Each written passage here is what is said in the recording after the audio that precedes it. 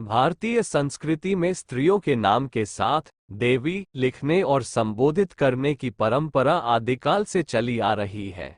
भगवती देवी, लक्ष्मी देवी, सरस्वती देवी, कमला देवी आदि नाम इस बात के प्रतीक हैं कि हिंदू विचारधारा में नारी को देव श्रेणी की सत्ता के रूप में स्वीकार किया गया है। ऐसा अनायास ही नहीं हुआ।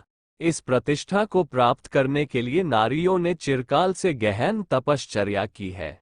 पुण्या कापी पुरंधरी नारी कुलैक शिखामणे, अर्थात उसने अपनी संपूर्ण शक्तियों के चरम विकास द्वारा ही यह गौरव प्राप्त किया। लोक कल्याण की विधायिका, पथ प्रदर्शिका और संरक्षिका शक्ति का नाम ही देवी है।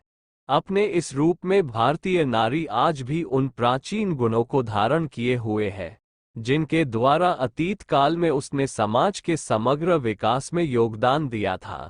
यद्यपि वह तेजस्विता आज धूमिल पड़ गई है, तथापि यदि उस पर पड़े मल आवरण के विक्षेप को हटा दिया जाए तो नारी सत्ता अपनी पूर्ण महत्ता को फिर से ज्यों की त्यों चरितार्थ कर सकती है। ब्रह्म पुराण में व्यास जाबाली संवाद के रूप में एक आख्यायिका आती है। व्यास जी जाबाली को बताते हैं, पितृर्प्यधिका माता गर्भधारण पोषणात्, अतो ही त्रिषु लोकेषु नास्ति मात्र समो गुरु। अर्थात हे जाबाली, पुत्र के लिए माता का स्थान पिता से बढ़कर है, क्योंकि वही उसे गर्भ में धारण करती है। अपने रस, रक्त और शरीर से ही नहीं, भावनाओं और संस्कारों से भी पालन पोषण करती है। इसलिए वह सर्वोपरि मार्गदर्शक और कल्याणकारक गुरु के रूप में प्रतिष्ठा की पात्र है। नास्ति पुत्र समा प्रिय, अर्थात उसे पुत्र से बढ़कर और कोई प्रिय नहीं। अतएव मनुष्य मात्र का ये कर्तव्य हो जाता है कि वह परम आध्यात्मिक शक्ति के रूप में माँ को प्रतिष्ठा प्रदान करे, प्रत्येक नारी में भाव वत्सला नारी का रूप देखे। नास्ति भार्या समा मित्र, अर्थात माँ के बाद नारी का दूसरा रूप पत्नी का, सहधर्मिणी का है। इस रूप में उसे सबसे बड़े विश्वास पात्र मित्र की संज्ञा दी गई है। जीवन की कठिन परिस्थितियों में जब संसार के अन्य सभी लोग साथ छोड़ जाते हैं, धन संपत्ति का विनाश हो जाता, शरीर रोगी और निर्बल हो जाता है, उस स्थिति में भी सहनशीला पत्नी ही पुरुष का साथ देती है और उसकी हर कठिनाई में और कोई योगदान भले ही न बन पड़े, किंतु पुरुष के मनोबल, उसकी आशा और संवेदनशीलता को बल प्रदान करती रहती है। नास्ति भगिनी समा मान्या, अर्थात बहन के समान सम्मान देने वाला और कोई नहीं। इस रूप में नारी ने पुरुष को जो स्नेह प्रदान किया है, उससे हमारे सामाजिक संबंध और जातीय बंधन सुदृढ़ हुए हैं। भारतीय वीरों को बुराइयों से लड़ने की प्रेरणा देने वाली, उनके गौरवपूर्ण मस्तक का तिलक करने वाली बहन का संबंध आज भी कितना मधुर है, इस बात को रक्षाबंधन पर्व पर हर भारतीय अनुभव किया करता है। गृहेषु तन्या भूषा, अर्थात कन्या के रूप में नारी घर की शोभा है। वह अपने आमोद प्रमोद से गृहस्थ जीवन में जो सरसता लाती है, वह अपेक्षाकृत पुत्र नहीं ला पाते। कन्या पुत्र की अपेक्षा कहीं अधिक भावनाशील होती है, अतएव उससे मिलने वाली स्नेहधारा का मूल्य और महत्व बहुत अधिक है। अपने इन चारों रूपों में अतीतकालीन भारतीय नारी ने पुरुष वर्ग के साथ जो उपकार किए हैं, उनकी तुलना किसी भी दैवी सत्ता के साथ सहर्ष की जा सकती है, उसमें उसका पलड़ा भारी ही बैठेगा। अतएव उसका देवी कहलाना प्रत्येक दृष्टि से उचित और न्यायपूर्ण है। उसकी इस गरिमा को हमें पूरी पूरी प्रतिष्ठा भी देनी चाहिए। नारी की तुलना में नर अधिक बलिष्ठ परिपुष्ट पाया जाता है। पर क्या ये प्रकृति की देन है? क्या यह उसका अपना उपार्जन है? गहराई से देखने पर पता चलेगा कि यह बलिष्ठता उसे माता के, पत्नी के, भगिनी के, पुत्री के अजस्त्र अनुदानों से ही संभव हुई है। परिपुष्ट वृक्षों की समृद्धि वस्तुतः पवन का, भूमि का, जल का, बीज का अनुदान मात्र है। उन चारों सत्ताओं ने अपना स्नेह सिक्त सहयोग समर्पित न किया होता तो वृक्ष का अस्तित्व भी प्रकाश में न आता। उसका विस्तार, वैभव तो पीछे की बात थी। नारी के सहयोग के अभाव में नर की बलिष्ठता तो दूर, उसकी सत्ता तक की संभावना दृष्टिगोचर नहीं होती। नारी की वरिष्ठ और नर को कनिष्ठ ठहराने वाली अपनी सांस्कृतिक मान्यता हर दृष्टि से सही है। दानी बड़ा होता है और उपभोक्ता छोटा। नारी नर पर जो स्नेह सौजन्य भरा अजस्र सहयोग बरसाती है, उसी ने उसे बलिष्ठ बनाया है। नर बलिष्ठता का अहंकार कर सकता है, पर उसे वरिष्ठ नहीं माना जा सकता है। उपहार पाकर कोई अपने सौभाग्य को सराह सकता है, पर उस अनुदानी की समता नहीं कर सकता जिसने अपने स्वेद कणों और स्नेह बिंदुओं के मणि मुक्तकों से उस हार उपहार को विनिर्मित किया और उदारतापूर्वक गले में धारण कराया। वह माता हो अथवा पत्नी, दोनों ही रूपों में आदि से अंत तक अनुदानों से भरी रही है। भगिनी और पुत्री मूर्तिमान कविताएं हैं। उनसे अधिक पवित्र ममता और पवित्रता कदाचित ही इस संसार में अन्यत्र कहीं दिख पड़े। गंगा और नर्मदा के दर्शन करके जो श्रद्धा उत्पन्न होती है, उससे सहस्र गुनी सुषमा भगिनी और पुत्री की समीपता सहज ही बिखेर देती है। वे पुष्प की तरह निश्चल और हिम की तरह शीतल होती है। कला का उच्चतम उद्गम कभी किसी को देखना हो तो वह इन्हीं गंगोत्री यमुनोत्री उद्गमों से झरता दृष्टिगोचर होगा। नर और नारी की अनन्यता, एकरूपता, समस्वरता का दिग्दर्शन हुए देवताओं का नामोच्चार सम्मिलित रूप से किया जाता है। कराते सीताराम, राधे श्याम, उमा महेश, लक्ष्मी नारायण, प्रकृति पुरुष आदि नामों का जप कीर्तन होता है। इनमें प्रथम स्थान नारी को और द्वितीय स्थान नर को मिला है।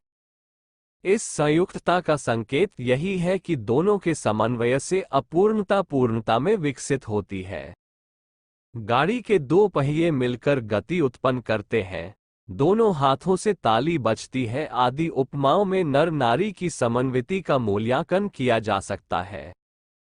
एक पंख का पक्षी तथा लंगड़े, टोटे, काने, बूचे, अर्धांग, पक्षाघातग्रस्त मनुष्य की जो उपहासास्पद स्थिति होती है, उससे भी दयनीय स्थिति एकांगी जीवन की होती है। आवश्यकतानुसार कोई अविवाहित रह सकता है, पर माता के अनुदान और पुत्री के सौजन्य को पाए बिना किसी के अंतःकरण की कली नहीं खेल सकती। सगी माता और सगी पुत्री, भगिनी न होने पर वह अन्यत्र से उस अभाव की पूर्ति करने के लिए व्याकुल रहता है। यो नारी के लिए भी नर के सहयोग की आवश्यकता पड़ती है, वह भी उसका प्रतिदान पाती है। अविवाहित रहना नारी के लिए भी कठिन नहीं है। असंख्यों नारी पति के बिना प्रसन्नता का जीवन जी सकती हैं, पर पिता के बिना किसी का गुजारा नहीं। सगा न सही माना हुआ सही, अन्यान्य लोगों के प्रति मातृत्व और पुत्रित्व की मान्यता स्थिर करके नारी को एक अभाव की पूर्ति अनुभव होती है। पति पत्नी का रिश्ता मध्यवर्ती है और कारणवश उसमें विक्षेप की भी गुंजाइश है, पर नर और नारी के बीच बांधे हुए उपर्युक्त सूत्र ऐसे हैं जिनमें बिना विक्षेप के सघन सद्भाव सूत्र बांधे रह सकते हैं। इन पंक्तियों में चर्चा वरिष्ठता की हो रही है। कनिष्ठ वरिष्ठ का प्रसंग कभी सामने आया तो सम्मानपूर्ण प्राथमिकता नारी को ही मिलेगी। मनु भगवान ने उसे पूजनीय इसी दृष्टि से ठहराया है। वह मातृ शक्ति के प्रत्येक रूप में पूज्य है। माता की तरह पुत्री के चरण स्पर्श की भी अपनी परंपरा है। भारतीय महिलाओं के नाम के साथ देवी शब्द प्रयुक्त होता है। कृष्णा देवी, शकुंतला देवी, शांति देवी, पुष्पा देवी, उर्मिला देवी, सरला देवी, कमला देवी आदि अधिकांश नामकरणों में नारी की सहज विशेषता का संकेत है। देवत्व देने की वृत्ति का संकेत करता है। देव वह जिसका स्वभाव देने का हो, लेव वो जो लेने भर में रुचि रखे। नारी जीवन में पाना कम और देना अधिक है।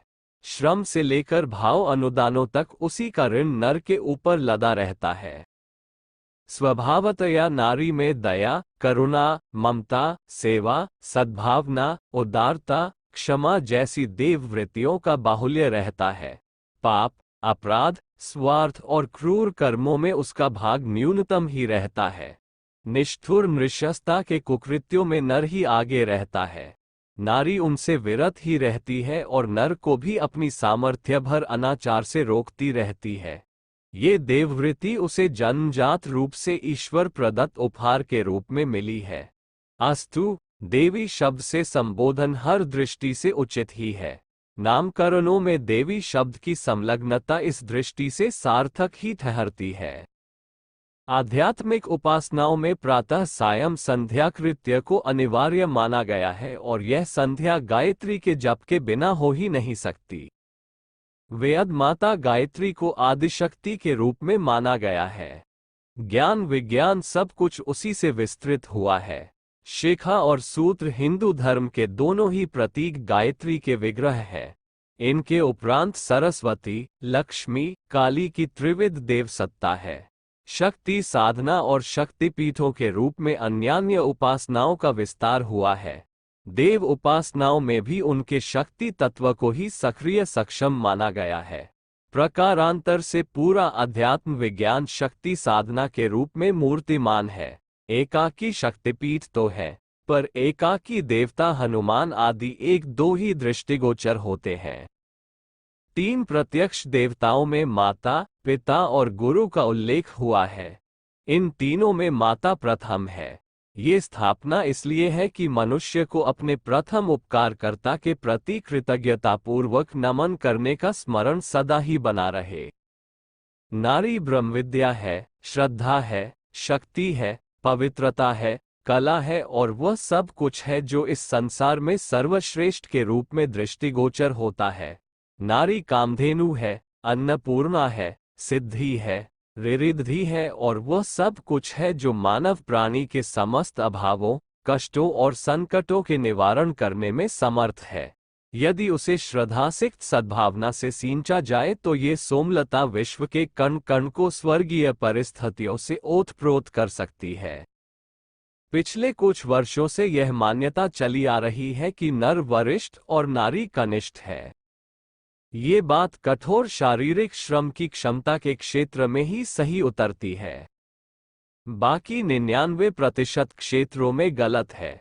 नारी की प्रजनन गरिमा के कारण उसका शारीरिक दृष्टि से थोड़ा दुर्बल होना स्वाभाविक है। मासिक धर्म में उसे हर महीने अपने शरीर में से कुछ घटाना पड़ता है। गर्भधारण और दूध पिलाने में भी उसका शरीर निचुड़ता है।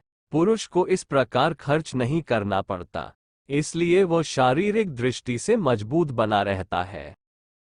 नारी अपने शरीर का एक अंश सृष्टि संचालन के लिए निरंतर समर्पित करती रहती है। उसके इस त्याग बलिदान ने ही सृष्टि क्रम को जीवित रखा है। दानी अपेक्षाकृत निर्धन ही रहता है। ऋषि और संत लेते कम और देते ज्यादा थे, इसलिए उनके शरीर दुर्बल रहते थे। तपस्वियों की काया नहीं, आत्मा बलिष्ठ होती है। नारी की गणना इसी वर्ग में आती है। उसकी शारीरिक दुर्बलता के पीछे जो महान कारण सन्निहित है, उन्हें देखते हुए उसकी पुरुष की तुलना में थोड़ी कमजोर रहना वंदनीय प्रशंसनीय ही है। 3 प्रत्यक्ष देवताओं में माता, पिता और गुरु का उल्लेख हुआ है। इन तीनों में माता प्रथम है। ये स्थापना इसलिए है कि मनुष्य को अपने प्रथम उपकारकर्ता के प्रति कृतज्ञतापूर्वक नमन करने का स्मरण सदा ही बना रहे। नारी ब्रह्मविद्या है, श्रद्धा है, शक्ति है, पवित्रता है, कला है और वह सब कुछ है जो इस संसार में सर्वश्रेष्ठ के रूप में दृष्टिगोचर होता है। नारी कामधेनु है, अन्नपूर्णा है, सिद्धि है, ऋद्धि है और वह सब कुछ है जो मानव प्राणी के समस्त अभावों, कष्टों और संकटों के निवारण करने में समर्थ है। यदि उसे श्रद्धासिक्त सद्भावना से सींचा जाए तो ये सोमलता विश्व के कण कण को स्वर्गीय परिस्थितियों से ओतप्रोत कर सकती है। पिछले कुछ वर्षों से यह मान्यता चली आ रही है कि नर वरिष्ठ और नारी कनिष्ठ है। ये बात कठोर शारीरिक श्रम की क्षमता के क्षेत्र में ही सही उतरती है। बाकी 99% क्षेत्रों में गलत है। नारी की प्रजनन गरिमा के कारण उसका शारीरिक दृष्टि से थोड़ा दुर्बल होना स्वाभाविक है। मासिक धर्म में उसे हर महीने अपने शरीर में से कुछ घटाना पड़ता है। गर्भधारण और दूध पिलाने में भी उसका शरीर निचुड़ता है। पुरुष को इस प्रकार खर्च नहीं करना पड़ता, इसलिए वह शारीरिक दृष्टि से मजबूत बना रहता है। नारी अपने शरीर का एक अंश सृष्टि संचालन के लिए निरंतर समर्पित करती रहती है। उसके इस त्याग बलिदान ने ही सृष्टिक्रम को जीवित रखा है। दानी अपेक्षाकृत निर्धन ही रहता है। ऋषि और संत लेते कम और देते ज्यादा थे, इसलिए उनके शरीर दुर्बल रहते थे। तपस्वियों की काया नहीं, आत्मा बलिष्ठ होती है। नारी की गणना इसी वर्ग में आती है। उसकी शारीरिक दुर्बलता के पीछे जो महान कारण सन्निहित है, उन्हें देखते हुए उसकी पुरुष की तुलना में थोड़ी कमजोर रहना वंदनीय प्रशंसनीय ही है। स्त्री और पुरुष के शरीर की संरचना में प्रकृति ने थोड़ा अंतर रखा है। भावना प्रधान होने के कारण संभवतः कठोर कार्य करने का भार उस पर न पड़े। इस दृष्टि से यह प्रकृति का कोई पक्षपात या अन्याय नहीं है, परंतु ये प्रयोजन है कि जिसका जो क्षेत्र है वह उसी अनुपात से आवश्यक सामग्री प्राप्त करे। पुरुष को कठोर शारीरिक परिश्रम करने के लिए प्रकृति ने उपयुक्त समझा है, इसलिए उसकी शरीर रचना में उसी प्रकार की विशेषताएं भरी गई है। पुरुष श्रम प्रधान, नारी भावना प्रधान बनाकर प्रकृति ने दोनों के समन्वय से अपूर्णता को पूर्णता में बदलने का प्रयत्न किया है। पारस्परिक निर्भरता भी उसका एक कारण हो सकती है। दोनों अपने को अपूर्ण समझें और मिलकर पूर्णता प्राप्त करें, अथवा दोनों अपने को एक अतिरिक्त संपदा का धनी मानकर एक दूसरे को कृपापूर्वक उससे लाभान्वित करने का गर्व गौरव अनुभव करें। वैसे आवश्यकता इसकी भी नहीं है। न कोई अपने को अभावग्रस्त समझे और न गर्व करे। परस्पर आत्मा समर्पण का आनंद लेने के लिए स्वेच्छा से, विवशता से अथवा प्रकृति प्रेरणा से दोनों समन्वयात्मक जीवन जिए। भिन्नता के सम्मिश्रण की एक अभिनव प्रक्रिया अपनाकर दोनों आनंद उल्लास भरा सर्वांगपूर्ण जीवन क्रम अपनाएं। ये भी इस भिन्नता का प्रयोजन हो सकता है। शरीर की दृष्टि से नारी नर की तुलना में कुछ हल्की पड़ती है, पर भावना की दृष्टि से इतनी भारी है कि उसकी तोल में 10 नरों की भाव संपदा मिलकर भी हल्की पड़ेगी। यह अंतर इसलिए भी है कि दोनों का परस्पर घनिष्ठ सहयोग रहते हुए भी कार्य क्षेत्र पृथक पृथक बना रहे। नारी विश्व का, व्यक्ति का भावनात्मक उत्कर्ष बनाए और बढ़ाए रहे। नर संपदा एवं सुविधा उपार्जन करता रहे। नारी की वरिष्ठता अध्यात्म क्षेत्र में है, वह भाव स्तर का नेतृत्व करती है। पुरुष की कठोरता उसे भौतिक क्षेत्र संभालने की सुविधा देती है। नर और नारी यों दोनों ही अपने स्थान पर महत्वपूर्ण है। दोनों का अपना महत्व और स्तर है। दोनों के परस्पर सम्मिश्रण सहयोग से ही अपूर्णता का पूर्णता में विकास होता है। नारी के अंतःकरण में कोमलता, करुणा, ममता, सहृदयता एवं उदारता की 5 देव प्रवृत्तियां सहज स्वाभाविक रूप से अधिक है। इसलिए उसे देवी शब्द अलंकार से सम्मानित किया जाता है। यदि यह बाहुल्य न होता तो वह पत्नी का समर्पण परक, माता की जान जोखिम में डालने जैसी बलिदानी प्रक्रिया, बहन और पुत्री की अंतरात्मा को गुदगुदा देने वाली विशेषता कैसे संभव होती। उसके इन दैवी गुणों ने ही उसे इस प्रकार का परमार्थ प्रायण तपस्वी जीवन जी सकने की क्षमता प्रदान की है। आज जिस नारी को हमने घर की बंदिनी, पर्दे की प्रतिमा और पैर की जूती बनाकर रख छोड़ा है, और जो मूक पशु की तरह सारा कष्ट, सारा क्लेश विषघूंट की तरह पीकर स्नेह का अमृत ही देती है, उस नारी के सही स्वरूप तथा महत्व पर निष्पक्ष होकर विचार किया जाए तो अपनी ही आत्मा अपने धिक्कार को अब और अधिक नहीं सुनना चाहती। मानवता के नाते, सहधर्मिणी होने के नाते, राष्ट्र व समाज की उन्नति के नाते उसे उसका उचित स्थान दिया ही जाना चाहिए। अधिक दिनों उसके अस्तित्व, व्यक्तित्व तथा अधिकारों का शोषण राष्ट्र को ऐसे गर्त में गिरा सकता है जिससे निकल सकना कठिन हो जाएगा। अतः कल्याण तथा बुद्धिमत्ता इसी में है कि समय रहते चेत उठा जाए और अपनी इस भूल को सुधार ही लिया जाए। नारी का सबसे बड़ा महत्व उसके जननी पद में निहित है। यदि जननी न होती तो कहाँ से सृष्टि का संपादन होता और कहाँ से समाज तथा राष्ट्रों की रचना होती। यदि माना हो तो वह कौन सी शक्ति होती जो संसार से अनीति एवं अत्याचार मिटाने के लिए शूरमाओं को धरती पर उतारती। यदि माता न होती तो ये बड़े बड़े वैज्ञानिक, प्रकांड पंडित, अप्रतिम साहित्यकार, दार्शनिक, मनीषी, महात्मा एवं महापुरुष किसकी गोद में खेल खेल कर धरती पर पदार्पण करते। नारी व्यक्ति, समाज तथा राष्ट्र की जननी ही नहीं, वह जगत जननी है। उसका समुचित सम्मान न करना अपराध है, पाप तथा अमनुष्यता है। नारी गर्भ धारण करती, उसे पालती, शिशु को जन्म देती और तब तक, जब तक कि वह अपने पैरों नहीं चल पाता और अपने हाथों नहीं खा पाता, उसे छाती से लगाए अपना जीवन रस पिलाती रहती है। अपने से अधिक संतान की रक्षा एवं सुख सुविधा में निरत रहती है। खुद गीले में सोती और शिशु को सूखे में सुलाती है। उसका मल मूत्र साफ करती है। उसको साफ सुथरा रखने में अपनी सुध बुध भूली रहती है। इस संबंध में हर मनुष्य किसी न किसी नारी का ऋणी है। ऐसी दयामयी नारी का उपकार यदि तिरस्कार तथा उपेक्षा से चुकाया जाता है तो इससे बड़ी शर्म की बात और क्या हो सकती है। पत्नी के रूप में उसका महत्व कुछ कम नहीं है। नारी पुरुष की अर्धांगिनी है। पत्नी के बिना पति का व्यक्तित्व पूरा नहीं होता। उसी की महिमा के कारण पुरुष गृही होने का गौरव पाता है और पत्नी ही वह माध्यम है जिसके द्वारा किसी की वंश परंपरा चलती है। ये पत्नी की ही तो उदारता है कि वह पुरुष के पुरुषत्व को पुत्र में बदलकर उसका सहारा निर्मित कर देती है। पुरुष के प्यार, स्नेह तथा उन्मुक्त आवेगों की अभिव्यक्ति करने में पत्नी का कितना हाथ है, इसे सभी जानते हैं।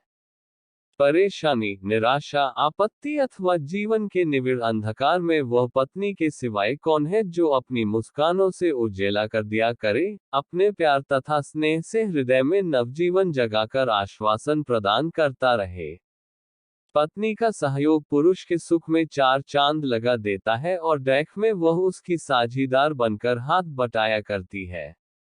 दिन भर बाहर काम करके और तरह तरह के संघर्षों से थककर आने पर भोजन, स्नान तथा आराम विश्राम की व्यवस्था पत्नी के सिवाय और कौन करेगा। पुरुष एक उद्योगी तथा उच्छृंखल इकाई है। परिवार बसाकर रहना उसका सहज स्वभाव नहीं है। ये नारी की ही कोमल कुशलता है जो उसे पारिवारिक बनाकर प्रसन्नता की परिधि में परिभ्रमण करने के लिए लालायित बनाए रखती है। पत्नी ही पुरुष की उद्योग उपलब्धियों को व्यवस्था एवं उपयोगिता प्रदान करती है। पुरुष पत्नी के कारण ही गृहस्थ तथा प्रसन्नचेता बनकर सामाजिक भद्र जीवन बिताया करता है। पत्नी रहित पुरुष का समाज में अपेक्षाकृत कम आदर होता है। परिवारों में सामाजिकता का आदान प्रदान उन्हीं के बीच होता है, जो पारिवारिक तथा पत्नीवंत होते हैं। पत्नी की परिधि पुरुष को अनेक प्रकार की दुर्वृत्तियों से बचाए रहती है। पत्नी के रूप में नारी का यह महत्व कुछ कम नहीं है। यदि आज संसार से नारी का सर्वथा अभाव हो जाए तो कल से ही पुरुष पशु हो उठे। सारी समाज व्यवस्था उच्छृंखल हो उठे और सृष्टि का ये व्यवस्थित स्वरूप अस्त व्यस्त हो जाए। नारी को अर्धांगिनी ही नहीं सहधर्मिणी भी कहा गया है। पुरुष का कोई भी धर्मानुष्ठान पत्नी के बिना पूरा नहीं होता। बड़े बड़े राजसूय तथा अश्वमेध यज्ञों में भी यजमानों को अपनी पत्नी के साथ ही बैठना पड़ता था और आज भी षोडश संस्कारों से लेकर तीर्थ स्नान तक का महत्व तभी पूरा होता है जब गृहस्थ पत्नी को साथ लेकर पूरा करता है। किसी भी गृहस्थ को सामान्य दशा में अकेले धर्मानुष्ठान करने का निषेध है। इतना ही नहीं, भारतीय धर्म में तो नारी को और भी अधिक महत्व दिया गया है। ब्रह्मा, विष्णु, महेश जैसे देवताओं का क्रियाकलाप भी उनकी सहधर्मिणियों सरस्वती, लक्ष्मी तथा पार्वती के बिना पूरा नहीं होता। कहीं किसी स्थान पर भी यह अपनी शक्तियों रहित नहीं पाए जाते। विद्या, वैभव तथा वीरता की अधिष्ठात्री देवियों के रूप में भी नारी की ही प्रतिष्ठा व्यक्त की गई है और उसे शारदा, श्री तथा शक्ति के नामों से पुकारा गया है। नारियों की धार्मिक, सामाजिक तथा राष्ट्रीय सेवाओं के लिए इतिहास साक्षी है, जिससे पता चल सकता है कि नारी पुरुष से किसी क्षेत्र में भी पीछे नहीं है।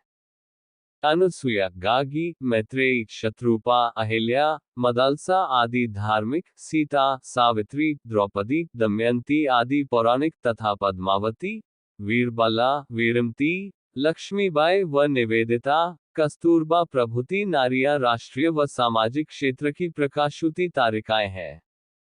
वेद तथा इतिहास के ग्रंथों का अनुशीलन करने से पता चलता है कि प्रारंभिक समय में जब साधनों की कमी होने से पुरुषों को प्रायः जंगलों से आहार सामग्री प्राप्त करने तथा आत्मरक्षा के कामों में अधिक ध्यान देना पड़ता था, तब व्यवस्था, ज्ञान, विज्ञान तथा सभ्यता संस्कृति संबंधी विषयों में अधिकांश काम नारियां ही किया करती थीं। इसलिए अनेक तत्ववेता, अन्वेषक मनुष्यों की आदिम सभ्यता की जन्मदात्री नारी को ही मानते हैं। ऐसी महत्वपूर्ण तथा जीवनदायिनी नारी की उपेक्षा करना कहाँ तक ठीक है? यह एक विचारणीय विषय है।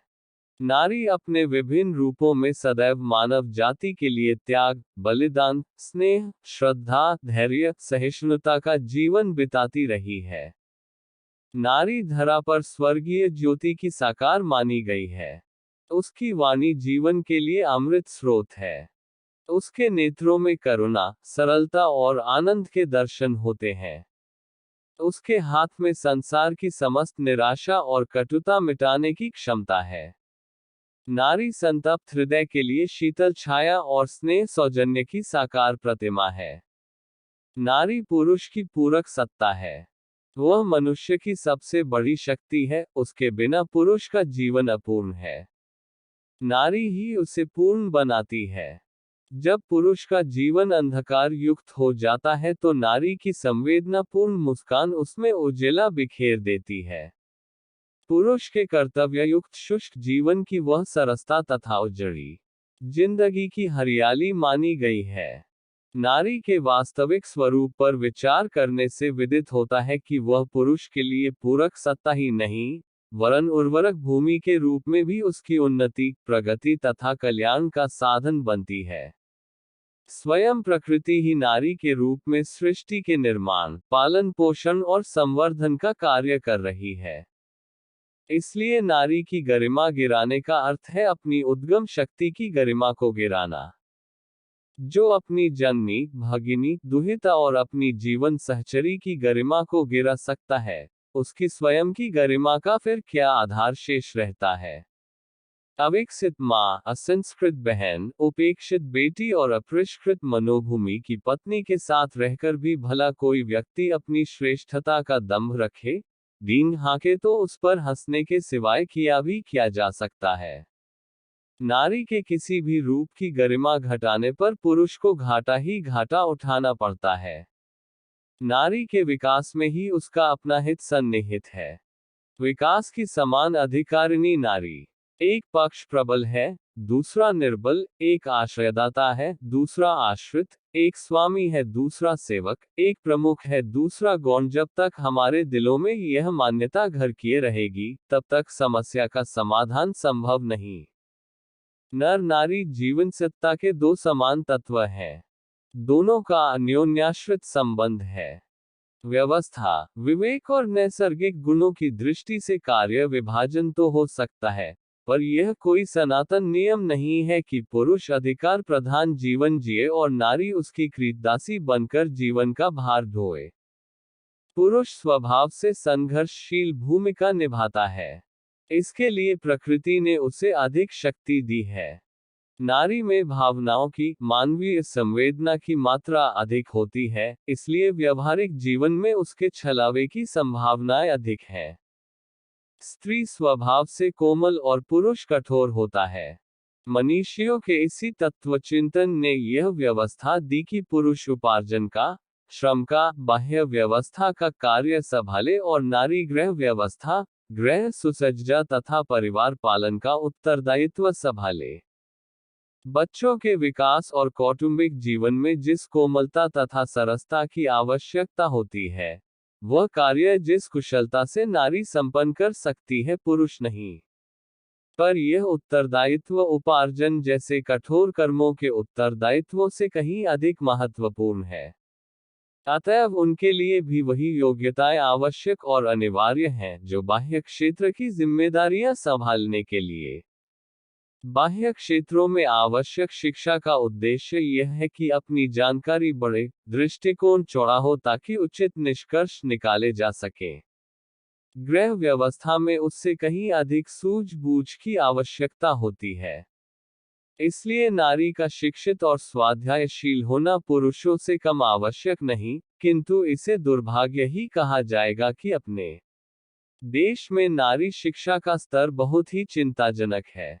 शहरों में तो यह औसत बड़ा भी है, पर आज भी सुदूर गांवों में लड़कियों को पढ़ाना अच्छा नहीं समझा जाता।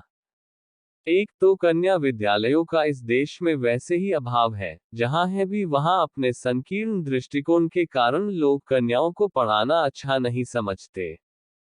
यदि पढ़ाया भी तो प्राइमरी शिक्षा या अधिक से अधिक हाई स्कूल की शिक्षा से उन्हें आगे बढ़ने नहीं दिया जाता। लोगों को शंका रहती है कि इससे उनका चाल चलन बिगड़ेगा। बच्ची के किशोरी होते ही उसके विवाह की बात शुरू हो जाती है। इस तरह अपरिपक्व बुद्धि और शारीरिक स्थिति में गृहस्थ में डाल दी गई लड़कियां जिंदगी भर बच्चे पैदा करने की मशीन की तरह रह जाती हैं। इस स्थिति में उन्हें पारिवारिक प्रताड़नाओं का किस बुरी तरह शिकार होना पड़ता है, ये सहज समझा जा सकता है। जिस बालक की बुद्धि का विकास न हुआ हो, जिसमें सांसारिक और पारिवारिक परिस्थितियों के अध्ययन तथा अपने विवेक से उनका निष्कर्ष निकालने की क्षमता ही न हो, वह गृहस्थ जैसे महान सामाजिक उत्तरदायित्व का निर्वाह कैसे कर सकता है। मदालसा ने जब जिस तरह का बालक चाहा, तब वैसा ही बालक उत्पन्न किया। इसके लिए उनका आत्मिक और बौद्धिक स्तर कितना ऊंचा रहा होगा, उनका चिंतन और दृष्टिकोण कितना विशाल रहा होगा, यह कोई कहने की बात नहीं। क्या किसी अशिक्षित नारी में ये गुण हो सकते हैं? शकुंतला अशिक्षित रहकर भरत बना सकती थी क्या? गागी ने हजारों लोगों का आध्यात्मिक मार्गदर्शन किया, मैत्रेयी ने उस समय की सैकड़ों महिलाओं को आत्मोत्कर्ष कर उद्बोधन किया। इतिहास काल और स्वाधीनता संग्राम में जिन महिलाओं ने यश पाया है, क्या वे शिक्षा के अभाव में वैसा कर सकती थी? हम ये सब पढ़ते और समझते हुए भी नारी शिक्षा से मुंह मोड़े तो इससे बड़ा दुर्भाग्य क्या हो सकता है। अंधश्रद्धा और अविश्वास में अधिकांश स्त्रियां छली और ठगी जाती हैं। इसमें दोष नारी का नहीं, उस प्रवृत्ति का है जिसमें उन्हें हेय मानकर शिक्षा से वंचित रखने का समर्थन किया जाता है। जिन घरों में पुरुष शिक्षित होते हैं, पर स्त्रियां अनपढ़ गंवार होती हैं, वहां किस तरह की अशांति और कलह छाया रहता है, आज हमारा सारा समाज इस बात का जीता जागता प्रमाण है। दुर्भाग्य से यदि स्त्री कहीं विधवा हो जाती है, तब उसे कितनी अधिक सामाजिक अपमान की जिंदगी जीनी पड़ती है, ये सर्वविदित है।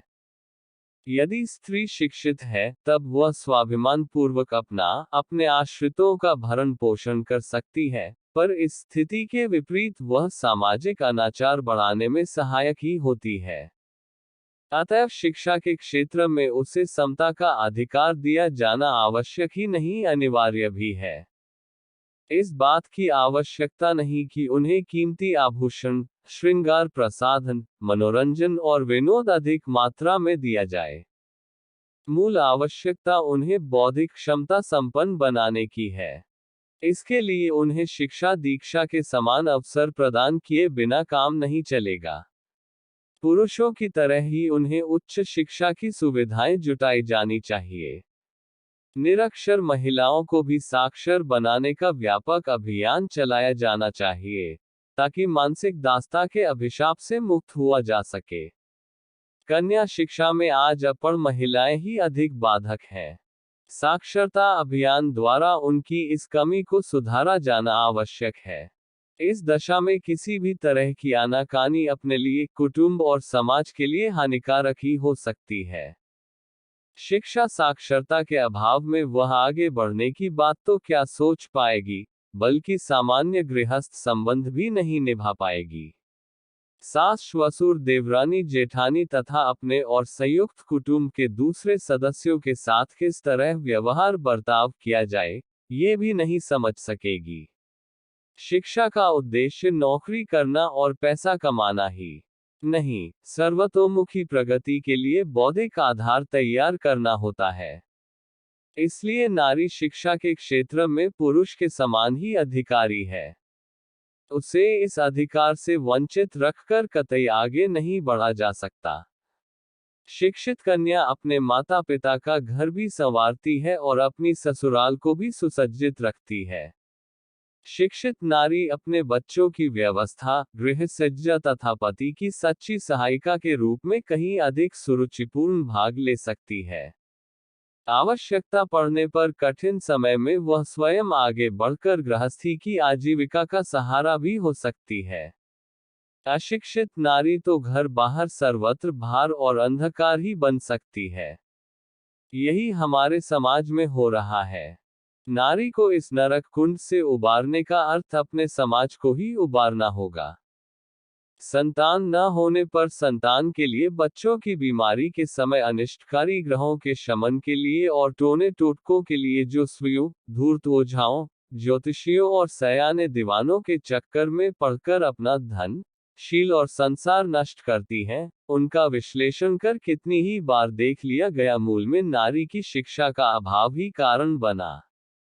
पढ़ी लिखी स्त्री अपने बच्चों की बीमारी का किसी सुयोग्य चिकित्सक से इलाज कराएगी। वह किसी मंत्र फेंकने वाले के पास क्यों भटकेगी। भूत बाधा और ग्रहयोग अशिक्षितों को परेशान कर सकते हैं, समझदार उनकी चाल में कैसे आएगा। टोने टोटके पर वह विश्वास करेगा जिसकी बुद्धि को लकवा मार गया होगा। विवेकशील व्यक्ति परिस्थितियों को समझता और निराकरण ढूंढता है। आज स्त्रियों पर अंधविश्वासी होने का कलंक लगाया जाता है, पर सच बात यह है कि उसके लिए दोषी वह मान्यता है जिसमें उनकी शिक्षा का समर्थन नहीं किया जाता और उन्हें अपनी बौद्धिक क्षमताएं बढ़ाने का अवसर प्रदान नहीं किया जाता। नर और नारी मिलकर पूरा मानव जीवन बनता है। यद्यपि इनमें थोड़ी विषमता है पर वह पूरक है, इसलिए जरूरी है। साधारणतः किसी जाति के संरक्षण में नारी की उपयोगिता और महत्ता अधिक है। पशुओं में मादा को ही संतान के प्रसव के साथ अपना और उसका रक्षण करना होता है। यदि मनुष्य में भी यही दशा होती तो मनुष्यों के सारे कुटुंब नारी प्रधान ही होते। एक जमाने में वे सभी नारी प्रधान थे, किंतु मनुष्य की समाज रचना इतनी विकसित हो गई है कि मानव जीवन के निर्माण और समुन्नति के कार्य में पुरुष को भी काफी हिस्सा मिलने लगा है। इसलिए सेवा की दृष्टि से पुरुष नारी के बराबर आ गया है। इसलिए मानव जीवन के लिए नर नारी संभाव एक सिद्धांत बन गया है। नारी के समान पुरुष के ऊपर भी निर्माण और सेवा के बहुत से काम आ गए हैं। इसलिए पुरुष नारी के समान परस्पर पूरक बराबर है। और इधर कुछ सहस्राब्दियों से नर और नारी में एक तरह की विषमता पैदा हो गई है। नारी का सेवा क्षेत्र घर ही रह जाने से और पुरुष का सेवा क्षेत्र बाहर हो जाने से नई समाज रचना के अनुसार पुरुष के हाथ में बहुत से महत्वपूर्ण अधिकार आ गए हैं और उन अधिकारों का बड़े विशाल रूप में दुरुपयोग हुआ है। नारी मोक्ष नहीं पा सकती, वह विधवा होने पर भी पुनर्विवाह नहीं कर सकती। वह पुरुष की बराबरी में उठ बैठ नहीं सकती। उसको कोई आर्थिक अधिकार प्राप्त नहीं है।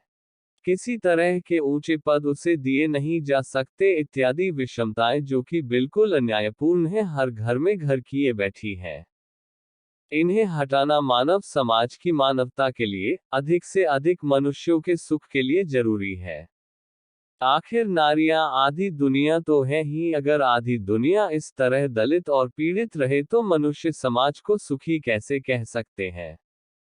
इसलिए नर नारी समभाव की सख्त जरूरत है। मतलब यह नहीं है कि कोई भी नारी किसी भी नर के समान है। सैकड़ों नर लाखों नारियों से महान होते हैं, हो सकते हैं, और सैकड़ों नारियां लाखों नरों से महान होती हैं, या हो सकती हैं।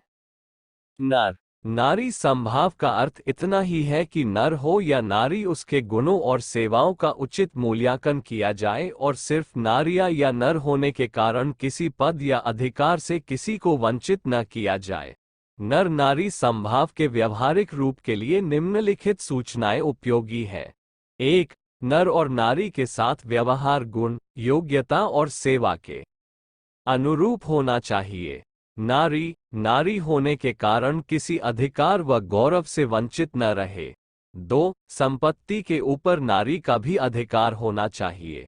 पति की आमदनी में उसका भी हिस्सा होना चाहिए। वह सिर्फ खाना, कपड़ा आदि पाने वाली नौकरानी ही न रहे। 3. वर पक्ष बड़ा है और कन्या पक्ष छोटा है, ये दुर्भावना दिल से निकल जानी चाहिए। साला आदि शब्द गाली बन गए हैं, ये दुर्भाव जाना चाहिए। 4. घूंघट, पर्दा आदि बुरे रिवाज बिल्कुल दूर होने चाहिए। विनय की दृष्टि से तो उनका उपयोग होना ही नहीं चाहिए। 5. एक नौकर है, वह मालिक के कपड़े धोने को तैयार नहीं है, इसमें उसे पुरुषत्व का अपमान मालूम होता है। ये पुरुषत्व मर मिट जाना चाहिए। 6. कोई पुरुष अगर किसी ऊंचे स्थान पर बैठा हो और नारियां जमीन पर हों तो इसमें नारियों का कोई अपमान न समझा जाएगा, पर अगर नारी किसी ऊंचे स्थान पर बैठी हो और पुरुष वर्ग जमीन पर बैठा हो तो इसमें पुरुष वर्ग का अपमान समझा जाएगा। ये लैंगिक विषमता है, यह न रहना चाहिए। हाँ, पुरुषों में कोई गुरुजन या विशेष आदरणीय व्यक्ति हो तो उसके सम्मान का विचार करना आवश्यक है, पर यह पुरुषत्व का सम्मान नहीं है बल्कि गुरुत्व आदि का सम्मान है, जो कि नारियों के विषय में भी किया जाना चाहिए। 7. सामाजिक, धार्मिक, राजनीतिक पदों पर स्त्रियों का भी होना आवश्यक है। साधारण नारी का स्थान घर भले ही रहे, पर नारी को सब जगह काम करने का अधिकार है। इस बात की निशानी के रूप में तो नारी को सभी तरह के पदों पर थोड़े बहुत रूप में रहना चाहिए। सभा, पंचायत आदि में भी नारी की सदस्यता अनिवार्य है। इसी प्रकार की और भी सूचनाएं दी जा सकती हैं। सार इतना ही है कि नर और नारी मानव जीवन के समान अंग है। इनका काम एक दूसरे को सहयोग देना है, न कि एक दूसरे का शोषण करना। यह नारी समभाव मनुष्य की सभ्यता की बड़ी भारी कसौटी है। स्त्रियों को इस विषय में पीछे न रहना चाहिए। उन्हें अबला नहीं सबला बनना चाहिए। दौड़ने का, पत्थर फेंकने का, लकड़ी आदि चलाने का अभ्यास उन्हें भी करना चाहिए तथा निर्भयता, साहस आदि की वृत्तियों को जगाना चाहिए। ताकत की दृष्टि से जो दीनता की भावना उनमें छोटी अवस्था से पैदा हो गई है, वह न पैदा होनी चाहिए। यदि पैदा हो गई हो तो विवेक के जरिए दूर करना चाहिए। पुरुष हो या नारी, सभी को बलवान बनने की सख्त जरूरत है। जिस राष्ट्र या समाज के स्त्री और पुरुष बलवान होते हैं, वही अपना और जगत का कल्याण कर सकते हैं। आदमी धनी भी हो, पंडित भी हो, लेकिन बलवान न हो तो वह जगत की पूर्ण सेवा नहीं कर सकता, न अपने गौरव और न्याय की रक्षा कर सकता है। हर व्यक्ति को, स्त्री या पुरुष को, हर कुटुंब को, हर समाज को शरीर और मन से बहादुर बनना चाहिए। महात्मा गांधी के शब्दों में, स्त्री पुरुष की सहचरी है। उसकी मानसिक शक्तियां पुरुष से कहीं भी कम नहीं है। उसे पुरुष के हर एक काम में हाथ बटाने का हक है और आजादी का उसे उतना ही अधिकार है जितना पुरुष को अपने क्षेत्र में उसकी सर्वोच्चता उसी प्रकार स्वीकार की जानी चाहिए जिस प्रकार पुरुष की उसके क्षेत्र में।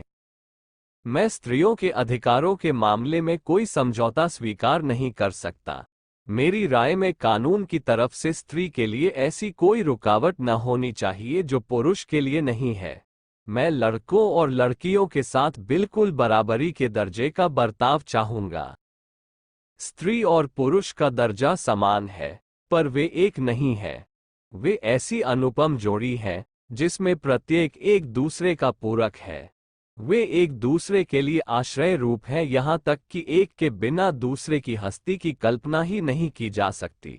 इन तथ्यों से यह जरूरी निष्कर्ष निकलता है कि जिस बात से दोनों में से एक का दर्जा घटेगा उससे दोनों की बराबर बर्बादी होगी।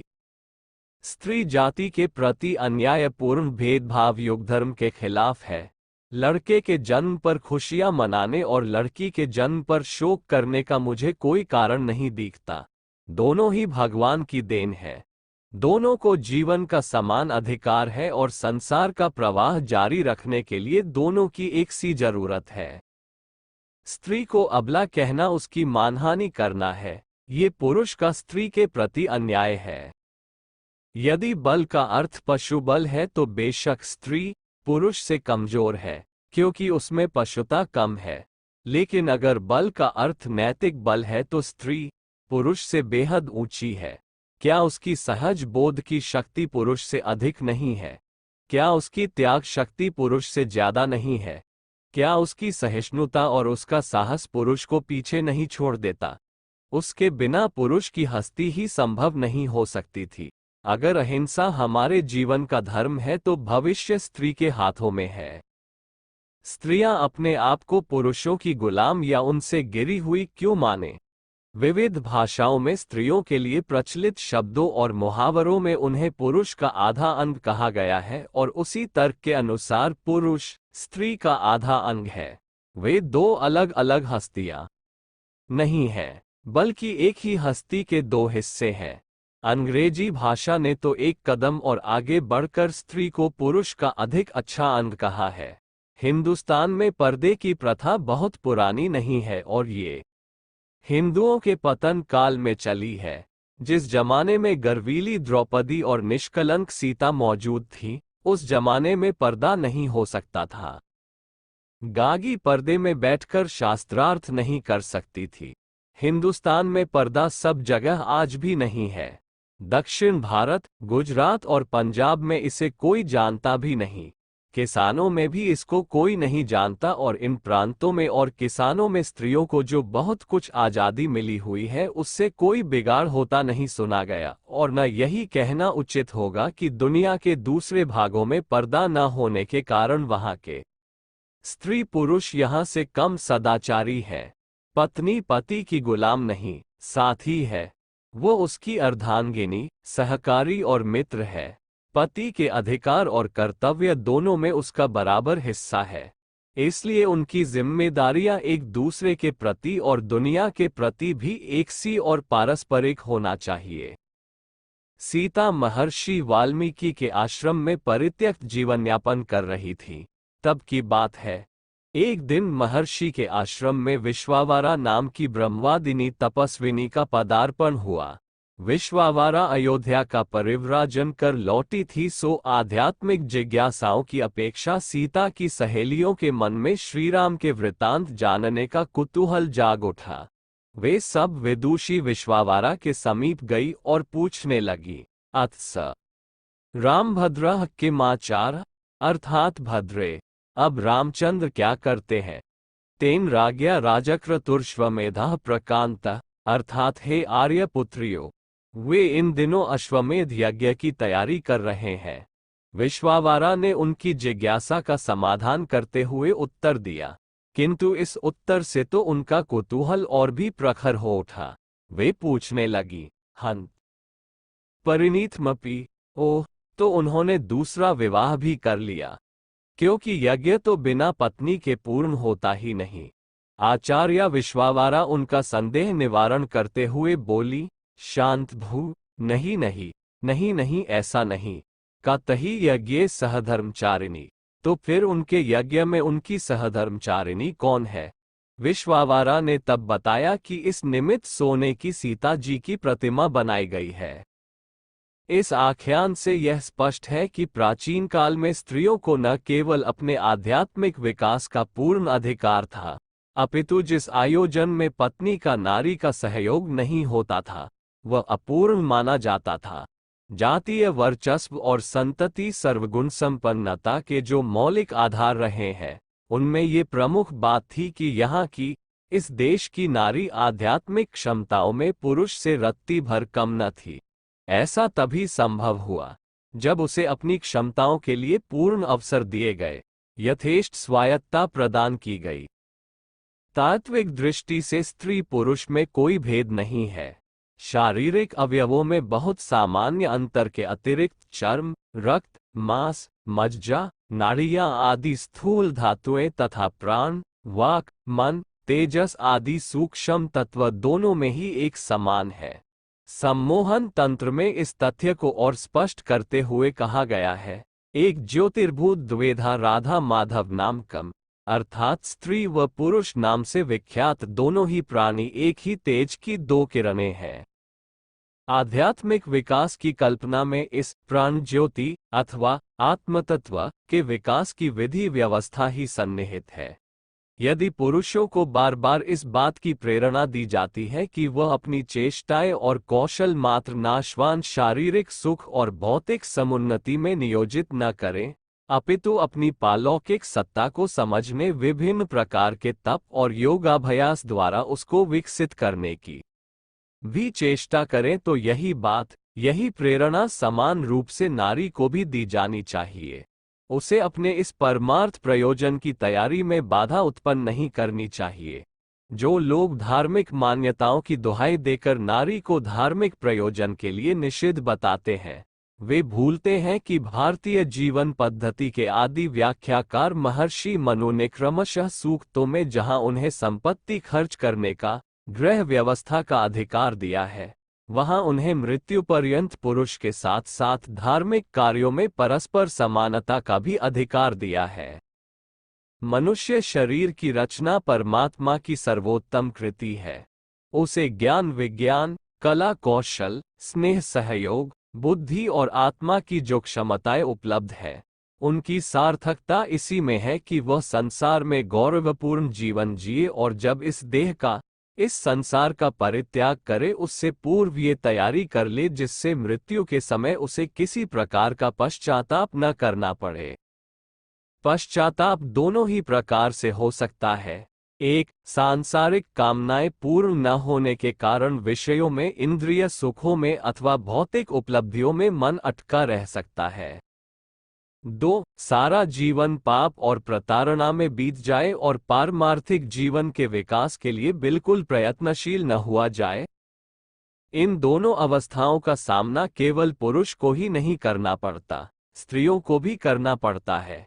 यदि पुरुष इन प्रयोजनों के लिए बंधन स्वीकार न करे तो नारी उसके लिए क्यों प्रतिबंधित की जाए। पुरुष उसे भोग्य और रमणीय रूप में देखेगा तो वह न केवल अपना सर्वनाश करेगा, अपितु अपने साथ उस बेचारी नारी को भी ले डूबेगा। पत्नी को सखा, सहचर, मित्र के रूप में, सहधर्मिणी के रूप में ही देखा जाना चाहिए। ऐसा करने से उसकी बौद्धिक स्वाधीनता अक्षुण्ण बनी रहेगी और तभी वह अपना आत्मिक परिष्कार कर सकेगी। प्रश्न मान्यता बदलने का है जिससे किसी भी महिला को उसके आत्म कल्याण के साधनों से रोका नहीं जाए। नारी में कोमलता, भावुकता, पवित्रता, संवेदनशीलता के गुण प्रकृतिदत्त हैं।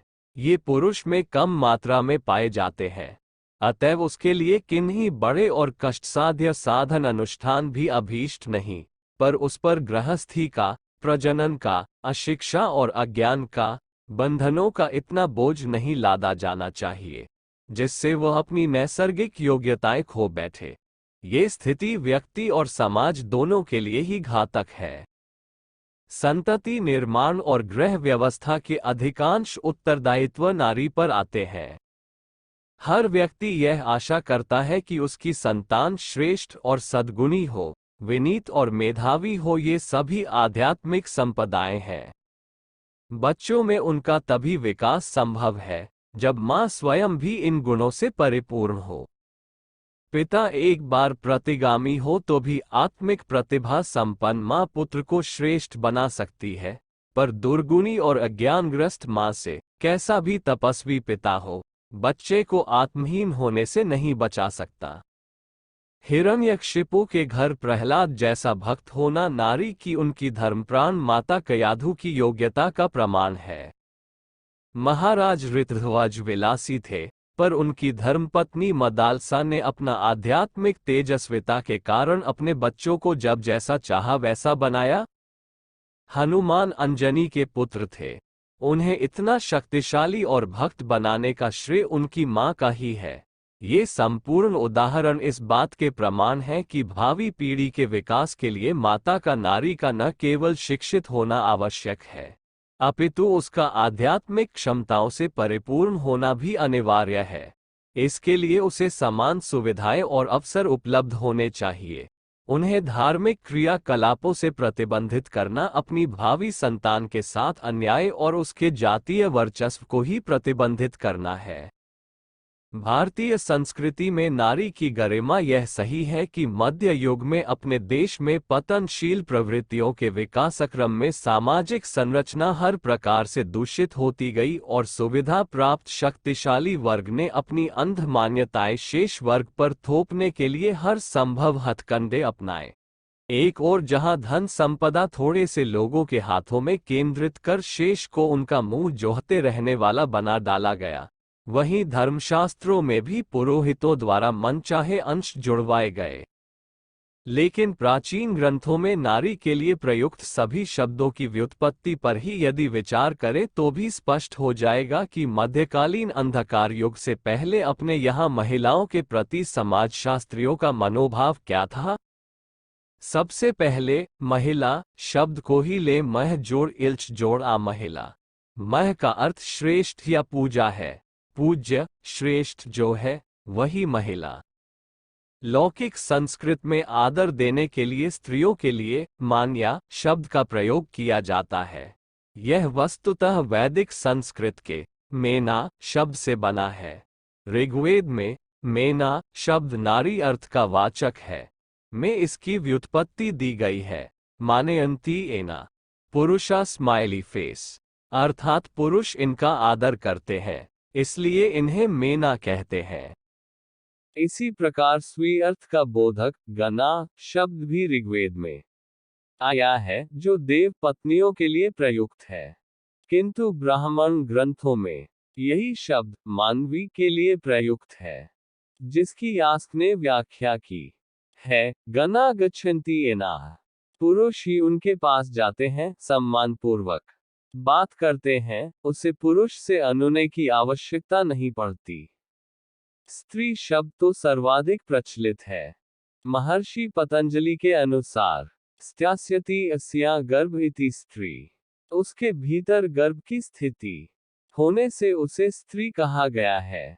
जहां तक नारी शब्द का प्रश्न है, वो नर की ही तरह नरी से बना है और इसका सामान्य अर्थ है क्रियाशील रहने वाला नर हुआ, और जो क्रियाशील रहने के कारण ही नारी हुई।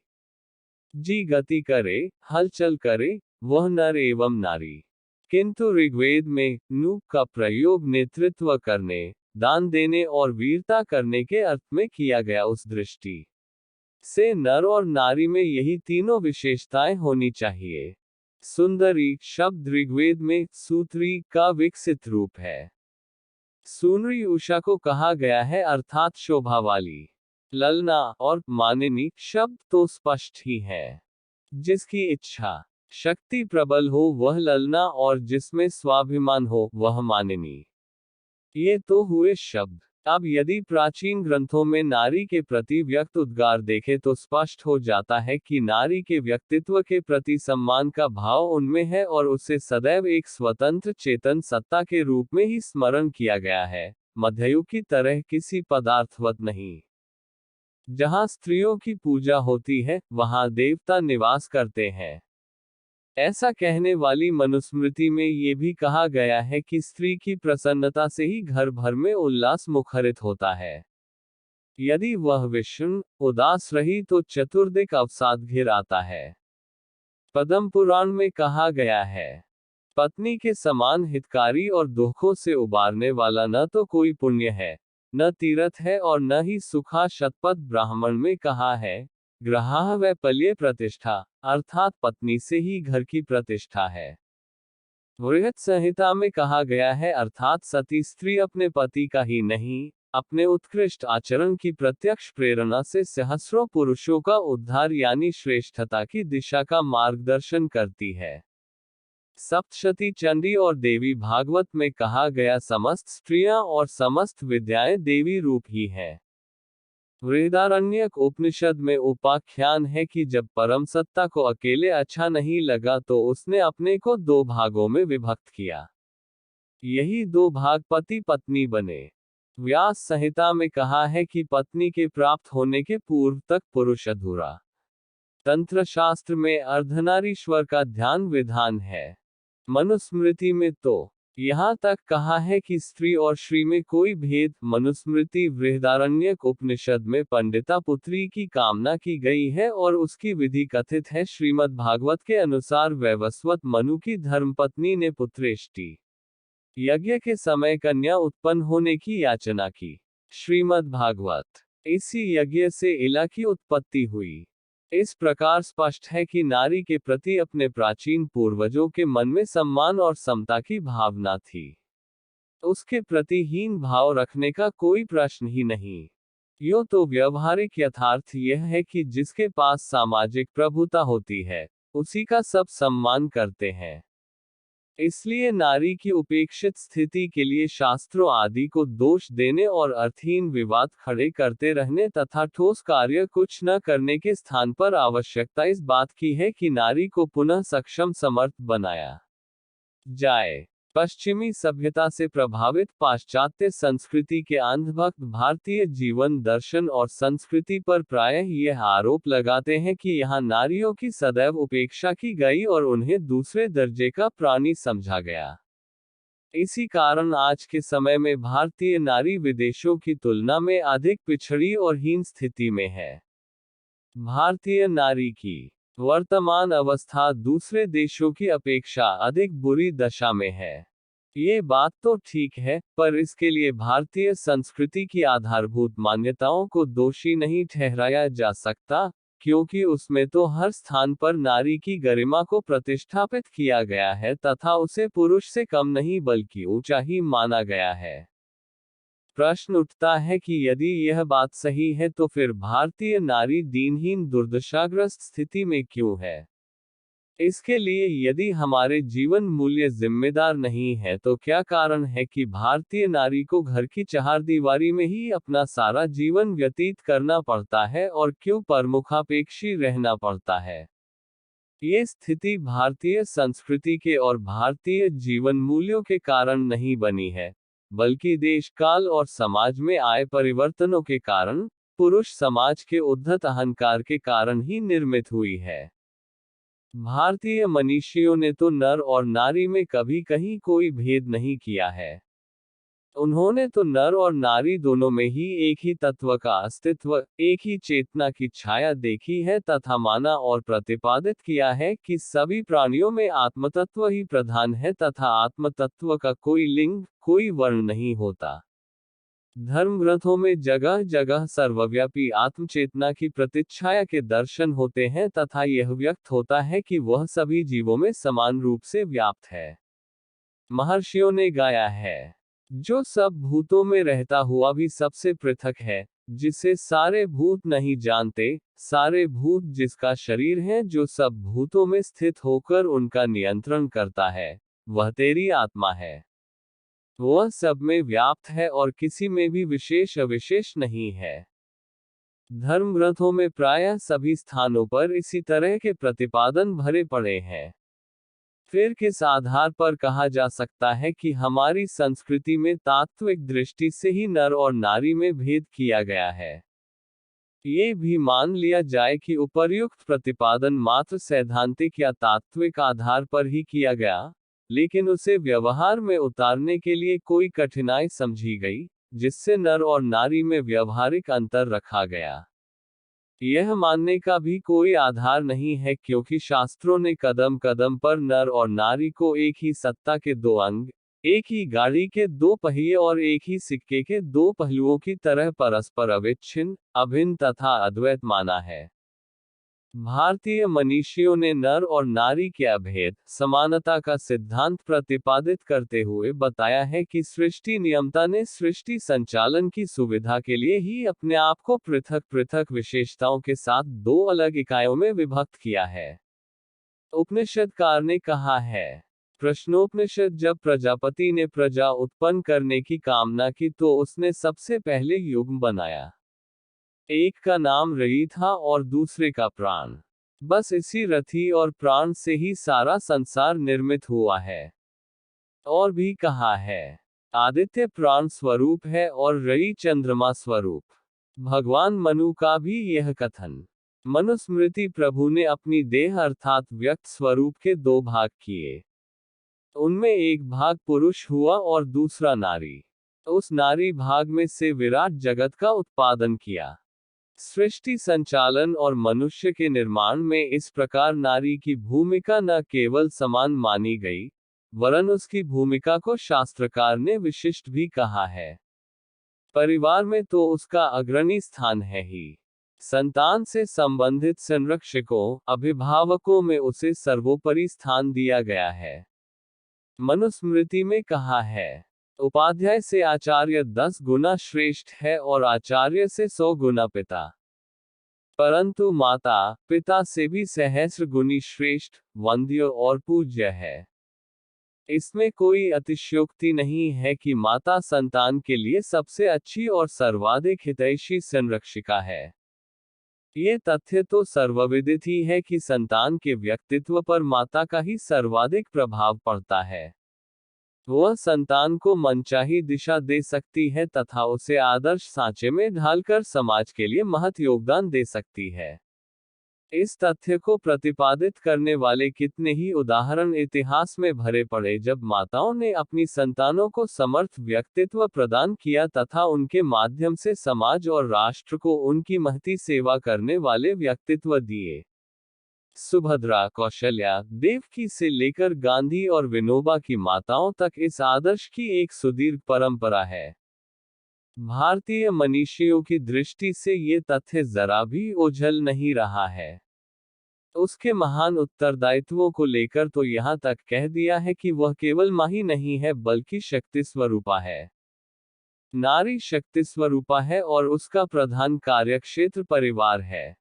व्यक्ति और समाज के संबंधों में परिवार का अहम स्थान है। व्यक्ति को जो संस्कार मिलते हैं, उसके विकास हेतु जो पोषण मिलता है, उसका स्रोत परिवार ही है। संसार में जितने भी महापुरुष हुए उनकी प्रतिभा और योग्यता का सिंचन, प्रतिभाओं का बीजारोपण परिवार में ही हुआ। समाज भी परिवार पर ही आश्रित है। यदि परिवार न हुए होते तो शायद ही समाज बसाने की आवश्यकता पड़ती। यदि समाज नहीं होता तो व्यक्ति व्यक्ति के बीच सघन सहयोग के आधार भी नहीं बनते।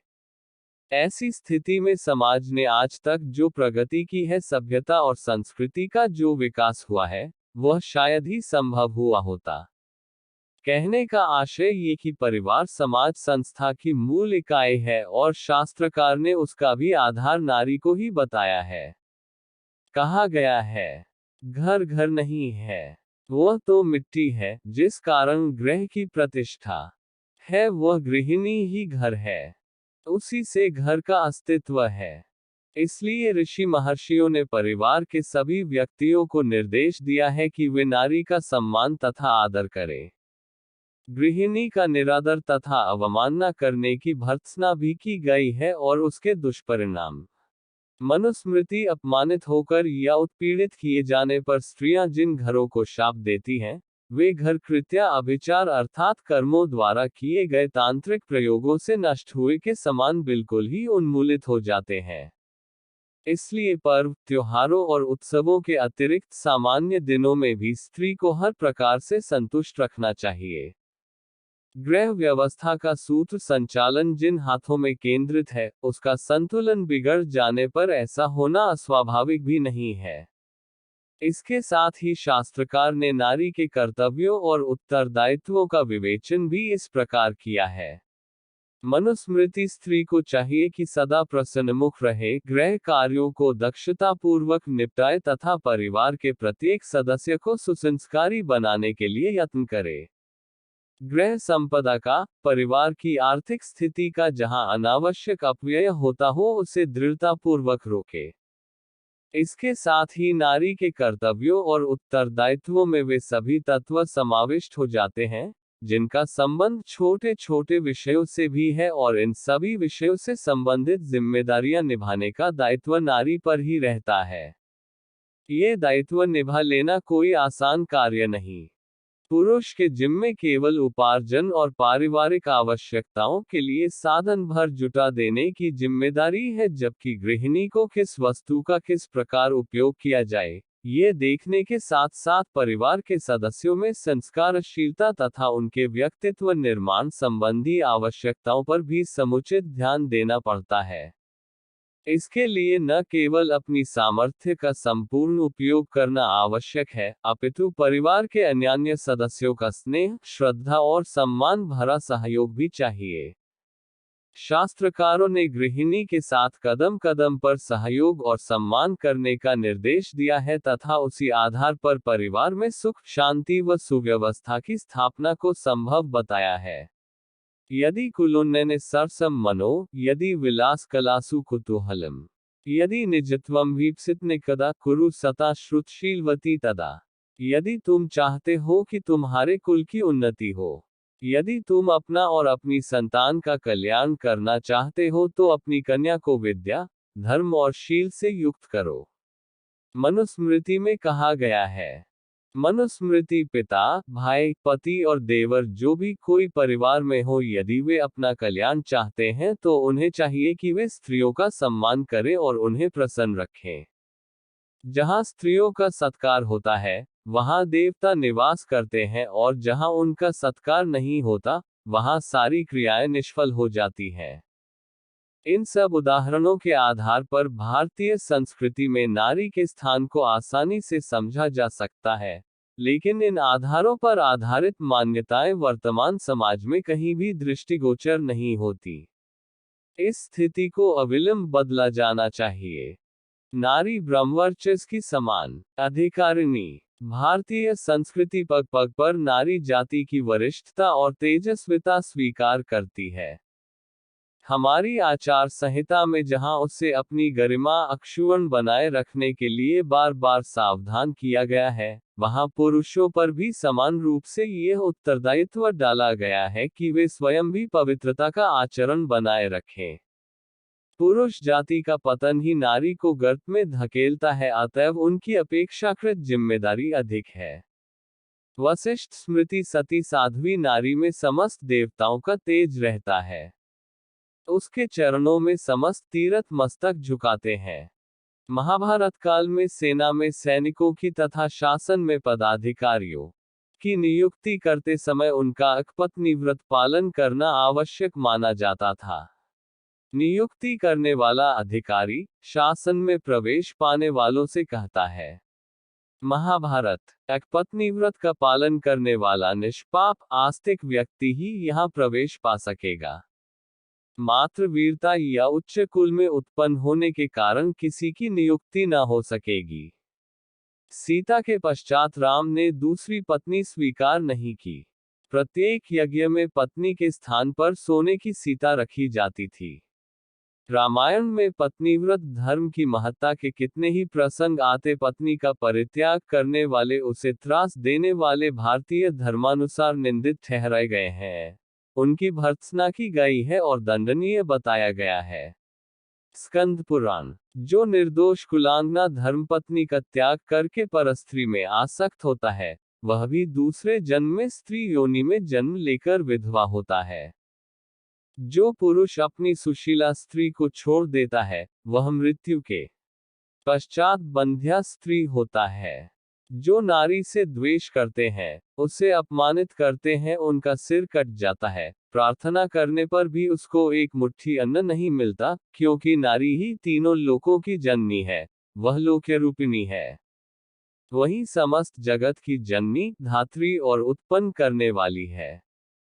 मध्यकालीन प्रतिगामिता के प्रतीक ऐसे अभिवचन भी जहां तहां धर्मशास्त्रों में से हुए मिलते हैं, जिनमें स्त्रियों और शूद्रों को वेदाध्ययन का निषेध किया गया है। इसमें पुरुषों और कुलीनों की श्रेष्ठता और स्त्रियों तथा शूद्रों की निकृष्टता सिद्ध करने का भाव रहा होगा।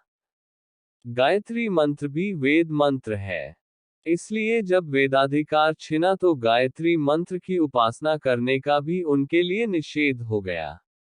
उन दिनों उस प्रकार के निषेध जिन लोगों ने चलाए वे भूल गए कि वेद मंत्रों की दृष्टा एवं सृष्टा जब स्वयं महिलाएं रही हैं तो फिर उन्हीं के लिए उनका निषेध कैसे हो सकेगा।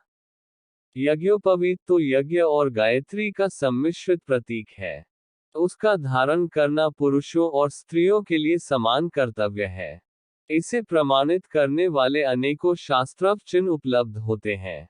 ऋग्वेद 6:122-5 ये शुद्ध और पवित्र स्त्रियां यज्ञ की अधिकारिणी है।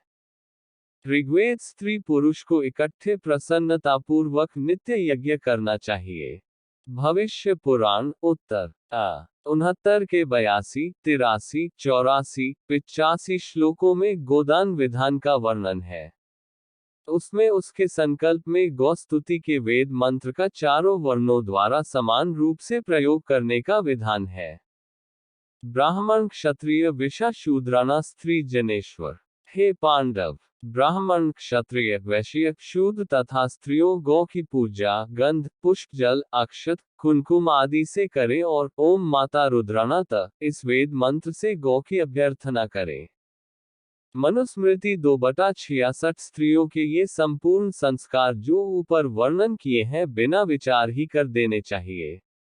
यथाकाल यथाक्रम शरीर के संस्कार के लिए अवश्य कर देने चाहिए। ब्रह्मवैवर्त पुराण में राजा कुशध्वज की पत्नी मालावती के उदर से उत्पन्न हुई वेदवती नामक कन्या का वर्णन है जो बचपन वेदोच्चारण करने में प्रवीण थी। से ही वह कन्या पैदा होते ही वेद की ध्वनि करने लगी। इस कारण से वे बुद्धिमान लोग उसको वेदवती कहने लगे। निश्चय से चारों वेद मूर्तिमान होकर सदा उसकी जबान के अग्रभाग में रहते थे, इसलिए उसका नाम वेदवती था। महाअश्व में 59 मनस्वी द्रौपदी ने विधिपूर्वक याक्षिकों की सहायता से यज्ञ कर्म पूरा किया। नारी की आज की दुर्दशाग्रस्त स्थिति को सनातन और प्रारंभ से ही इसी प्रकार की मान्य तथा उसके पक्ष में तरह तरह के तर्क देने वाले लोग अपनी अज्ञानता के ही कारण ऐसा कर पाते हैं। शास्त्र और धर्म दोनों की दुहाई देकर नारी की बांध कर रखने की आवश्यकता प्रतिपादित करने वाले ऐसे लोगों को शास्त्र और धर्म की जानकारी वस्तुतः होती नहीं। मध्य युग में अवश्य ऐसे विधि निषेधों का जाल जंजाल रच गया कि स्त्रियों को वेद का अधिकार नहीं, वे गायत्री मंत्र का जप न करें आदि। इनके पीछे सामाजिक कुव्यवस्था और समाज में सीमित वर्ग की अन्यायमूलक सर्वोपरिता ही कारण है। उन्नत समाजों में प्रगति एवं विकास की अवधि में ऐसा नहीं होता। यदि वैदिक साहित्य तथा प्राचीन वाङ्मय का अध्ययन अवलोकन किया जाए तो इस मध्ययुगीन प्रतिपादनों के विपरीत ही व्यवस्था दृष्टिगत होगी। वहां पग पग पर ज्ञानदीप्त तेजस्विनी सहकर्मिणी नारी के प्रमाण प्राप्त होंगे, जो सामाजिक जीवन में उसकी श्रेष्ठ स्थिति तथा बौद्धिक दृष्टि से उसकी उच्चतम प्रगति के द्योतक हैं। कात्यायनी मैत्रेयी मदालसा वाचकन्वी जैसी ब्रह्मवादिनी नारियों के होने के प्रमाण से ये तो स्पष्ट होता ही है कि सर्वश्रेष्ठ विद्या के क्षेत्र में भी तत्कालीन नारियां अग्रणी थीं और उन्हें नारियों के बीच अपवाद नहीं, आदर्श माना जाता था। शास्त्रकारों का आदेश होता था। जैसे कात्यायनी मैत्रेयी गागी वाचकन्वी आदि ब्रह्मवादिनी थी, उसी प्रकार प्रत्येक स्त्री को ब्रह्मविद होना चाहिए। यम स्मृति में कहा गया है, जिस प्रकार श्रुति प्रतिपादित कर्म में स्त्रियों का अधिकार है, वैसे ही ब्रह्मविद्या की प्राप्ति का भी उन्हें अधिकार है। वाल्मीकि रामायण को विश्व का आदि महाकाव्य कहा जाता है। उसमें भी ऐसे विवरण हैं जिनमें कि स्त्रियों द्वारा वेद मंत्रों का उच्चारण करने, हवन यज्ञ, संध्योपासना, अग्निहोत्र आदि करने का उल्लेख है। यथा तब मंत्रों की ज्ञाता तारा ने अपने पति बाली की विजय के लिए स्वस्तिवाचक मंत्रों का पाठ किया। सा क्षेम वसना इष्टा नित्यम व्रतप्रायणा। अग्नि जुहोतिस्य तदा मंत्रवित्कृत मंगला वेद मंत्रों की ज्ञाता व्रतप्रायणा सुवेशी प्रसन्न कौशल्या। वाल्मीकि रामायण फरवरी 2015 मंगल पूर्वक अग्निहोत्र कर रही थी। कैकेयी के लिए भी मंत्रा शब्द का प्रयोग वाल्मीकि रामायण में है। तदा सुमंत्र मंत्रज्ञा कैकेयी प्रत्युवाच। अर्थात तब मंत्रता कैकेयी ने सुमंत्र से कहा। सीताजी द्वारा हवन किए जाने का वर्णन भी। वाल्मीकि रामायण मई 1548। इस शुभ जल वाली नदी के तट पर सायंकाल पवित्र मन वाली जानकी निश्चित ही आएंगी। एक अन्य स्थल पर कहा गया है, वैदेही शोक संतप्ता हुताशन्मुपागतम, यानी शोक संतप्त वैदेही ने तब हवन किया। यमस्मृति में स्त्रियों के लिए प्राचीन काल में मौजीबंधन, वेदाध्ययन तथा गायत्री उपासना के प्रावधान की बात कही गई। वशिष्ठ स्मृति में भी स्त्रियों द्वारा गायत्री मंत्र जपे जाने का विधान किया गया है।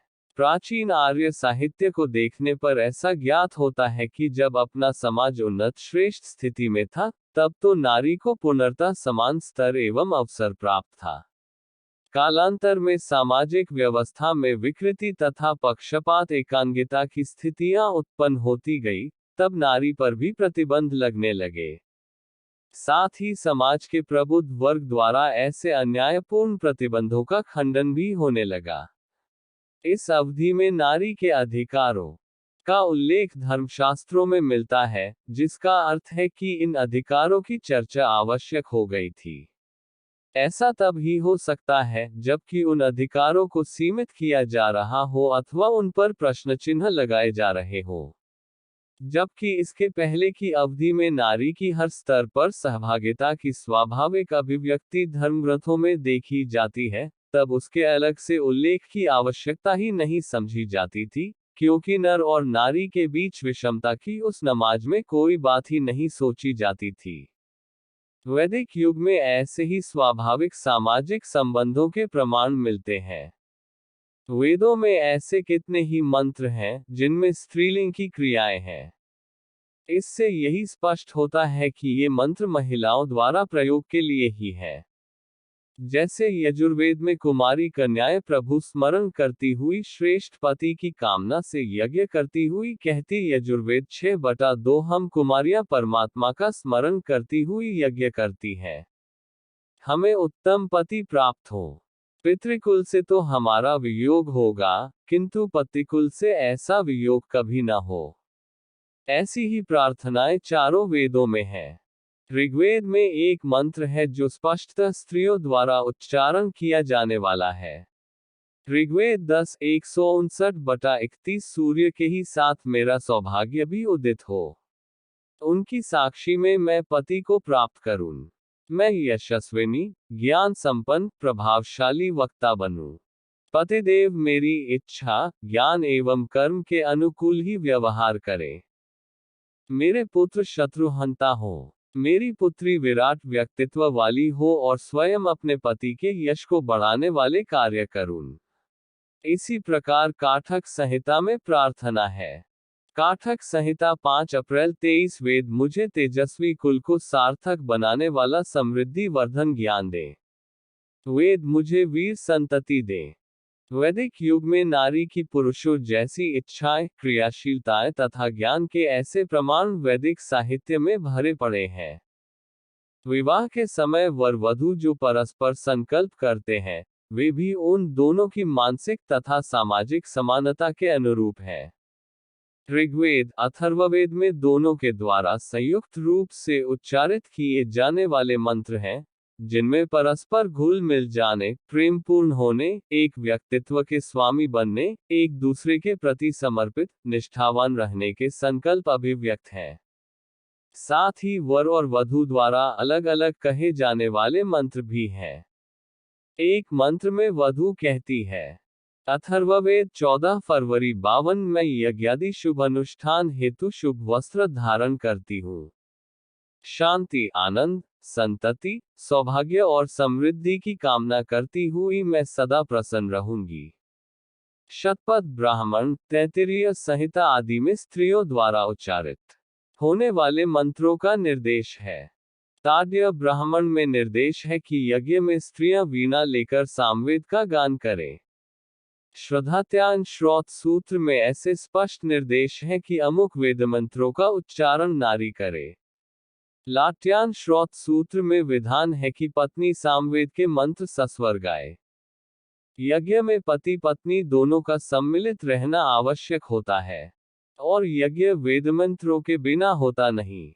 श्री रामचंद्र जी को जब सीता जी की अनुपस्थिति में यज्ञ करना पड़ा तो उन्हें उनकी सोने की बनी प्रतिमा रखनी पड़ी।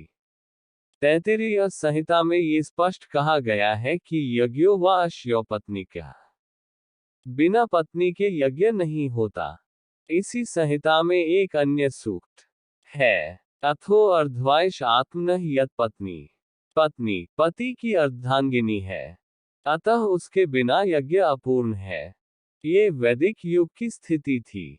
उस समय स्त्री पुरुष की समानता नितांत स्वाभाविक मानी जाती थी। उनके बीच भेद विभाजन की तब कल्पना भी नहीं की जाती थी।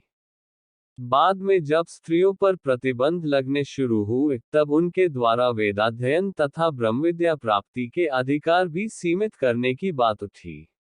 उस समय नारियों के इन अधिकारों के पक्ष में तर्क दिए जाने लगे।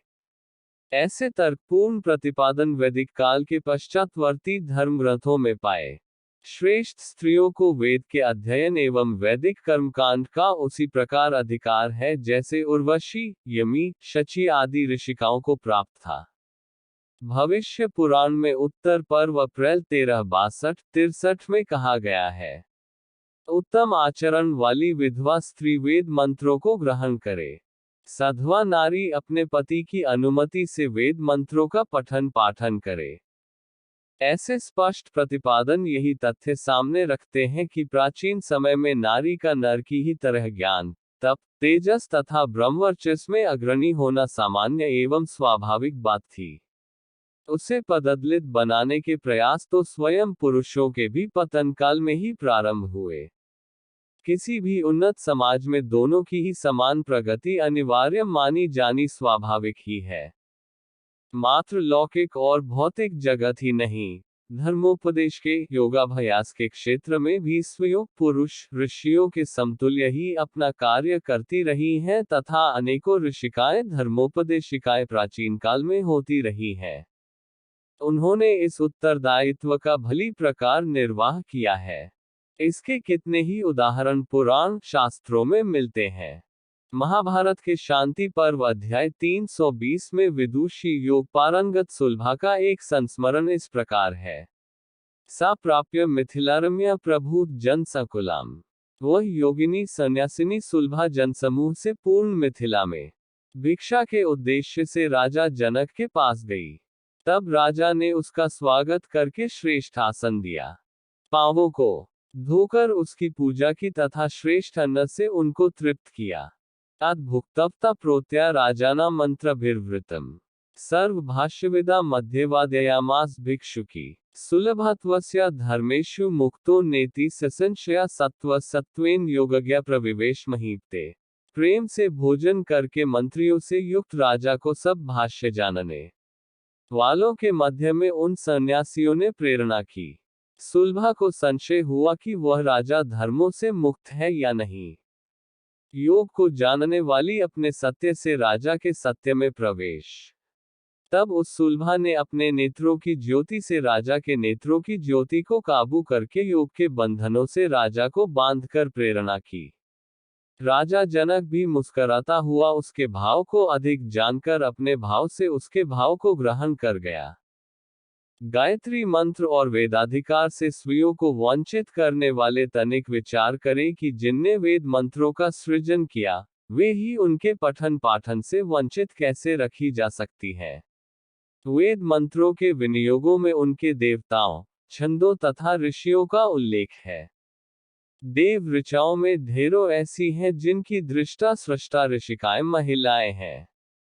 यह उन वेद मंत्रों के विनियोगों को देखने से स्पष्ट विदित होता है। यहाँ कुछ थोड़े से उदाहरण प्रस्तुत है जिससे ये जाना जा सकता है कि किस मंत्र की कौन ऋषिकाएं हैं। नीचे के उल्लेख में ऋषिकाएं वेद संदर्भ और मंत्र के प्रथम अक्षर दिए जा रहे हैं। महा उद्योग 108 शु 18-19। यहाँ पर शिवा नामावली सिद्ध ब्राह्मणी वेदों को पार करने वाली सब वेदों को पढ़कर अक्षय विश्वास को प्राप्त हुई। वाल्मीकि रामायण में ऐसे कितने ही प्रसंग आते हैं जिनमें स्त्रियों का यज्ञोपवीत धारण, अग्निहोत्र एवं संध्या करने का उल्लेख है। स्पष्ट है कि ये दोनों ही धर्मकृत्य वेद मंत्रों के द्वारा संपन्न होते हैं। संध्योपासना में गायत्री मंत्र का प्रयोग अनिवार्य है। अग्निहोत्र क्रिया भी वेद मंत्रों के बिना नहीं हो सकती। इससे सिद्ध है कि स्त्रियों को सदा से वेद मंत्रों के उच्चारण का, गायत्री उपासना का एवं यज्ञ कार्यों का पुरुषों के समान ही अधिकार रहा है। होता, अध्वर्यु, उद्गता आदि याक्षिकों की सहायता से कौशल्या यक्ष कार्य में प्रवृत्त हुई। साक्षीम वसना हष्टा नित्यम व्रत परायणा। वाल्मी अयो स 75। जब राम कैकेयी के महलों से कौशल्या के महलों में पहुंचे, तब वह कौशल्या सूक्ष्म वस्त्र पहने प्रसन्नचित व्रतपरायण होकर मंगलार्थ वेद मंत्रों से अग्निहोत्र कर रही थी। राम ने वन से सारथी के हाथ कौशल्या को संदेश दिया, हे देवी, नित्य धर्म का पालन करते हुए समयानुसार अग्निहोत्र का पालन करना और देवी दशरथ के चरणों को ईश्वर की भांति पूजना।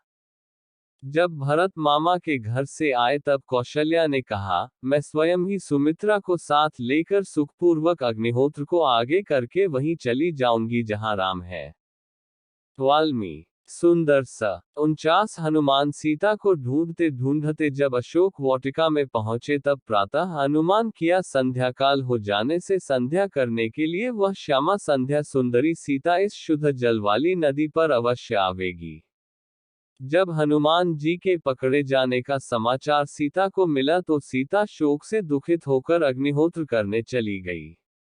कांचनीमम पत्नी च दीक्षाया यज्ञाश कर्मणि। वाल्मीकि उत्तर स 91/25। सीता के अभाव में राम ने यज्ञ कार्य के लिए सोने की सीता बनाने की व्यवस्था करते हुए कहा, यज्ञ कर्म की दीक्षा में सीता के स्थान में मेरी सोने की पत्नी। वाल्मीकि रामायण। रावण ने बलपूर्वक सीता का यज्ञोपवीत तोड़ डाला। इस दुखी होकर सीता पृथ्वी पर गिर पड़ी। पुरोहित ने अभिषेक का समाचार सुनाया, तो पुरोहित के चले जाने पर राम ने स्नान किया और मन को एकाग्र करके अपनी सुंदर नेत्रों वाली पत्नी सीता के साथ प्रथम संध्या की।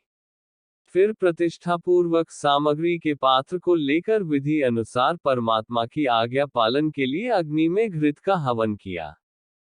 यह उदाहरण पढ़ सुनकर भी यदि कोई नारी जाति को अपावन और ब्रह्मचर्य साधनाओं के अयोग्य ठहराता है तो उसे विधर्मी से कम की संज्ञा नहीं दी जानी चाहिए। यह मानना पड़ेगा कि उनकी दृष्टि मध्यकाल के इतिहास तक है। वैदिक संस्कृति से वे कोरे व छूछे ही समझे जाने चाहिए। दूसरे धार्मिक ग्रंथों के आख्यान भी ऐसे ही है।